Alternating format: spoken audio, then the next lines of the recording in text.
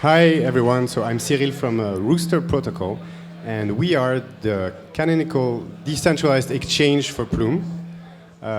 So our mission is to build the tech and the infrastructure to help all RWA projects integrating on Plume build deep and efficient liquidity on-chain. Because we believe, and I think everyone should believe, that building deep liquidity should be one of the top priorities for all RWA projects, because this is what will enable all the cool blockchain use cases that we all know and love, like composability, lending, borrowing.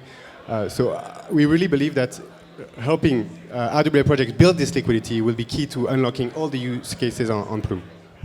And how do we do that? So we build on top of the Maverick AMM, which is one of the most capital efficient DEX on Ethereum. And on top of that, we built a very innovative, a very cool tokenomics system that we believe has the best potential to align all stakeholders in the DEX ecosystem, which is LPs, traders, token holders. And how we built this is we started from the VE33 model, which is very popular right now on a lot of different chains. And we innovated on top of that. We fixed a lot of broken things on VE33 because we know it's not perfect. And we try to really improve the current experiments. And we are super excited to be sharing with you soon all the details on the tokenomics. If you want to know more, if you want to build deep liquidity, if you are an LP fund, if you are an RWA project, you can reach out to us by scanning this QR code or talking to us after the talk. So thanks a lot. If you have any questions.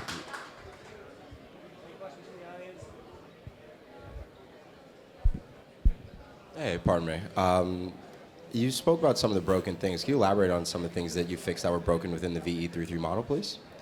Yeah, there are multiple things. It can get a bit technical, but I'm going to try to leave it simple. For example, a lot of VE33 DEX have like an emission schedule that is time-based. So they will emit the same number of tokens for each minute of the week.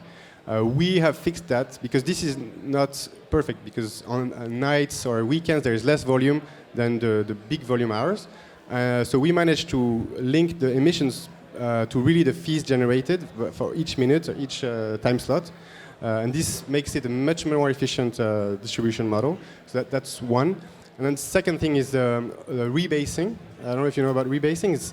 It's a way that current token holders get more emissions than others, which we think is both unfair for incumbents and also not efficient, because it doesn't entice you to be efficient in your voting, because you will get emissions anyway. So without any rebase, you have to vote for the most efficient pools. So it brings a more efficient model. So these are a couple examples. There's a lot of other examples. We really thought deeply about this, and I think we found some solutions to most of the problems. Yeah. You're welcome. I'd actually love to hear a little bit more about your guys' unique approaches to the impermanent loss problem. I know that that's something that is kind of core to Maverick and probably a big thing for Rooster as well. Yeah, so Maverick is very innovative in a way that you can really customize liquidity to your exact needs. You can build buy walls, sell walls, very custom. That's the only index based on UniV3 model, where you can shape your liquidity for each tick. Instead of having the same amount on each tick, you can have more or less based on what you believe is the most important way to hold your peg, or way to support a sell wall or buy wall. So these are the core innovations we have on top of UniV3 that make us be able to have more efficient liquidity. We also have a lot of innovations on the gas front, like gas efficient swaps, a lot of other innovations, but these are the most known ones. Awesome, man. Thank you so much. Really appreciate it. Can everyone please give a round of applause for Rooster? Thank you. Awesome. Thank you.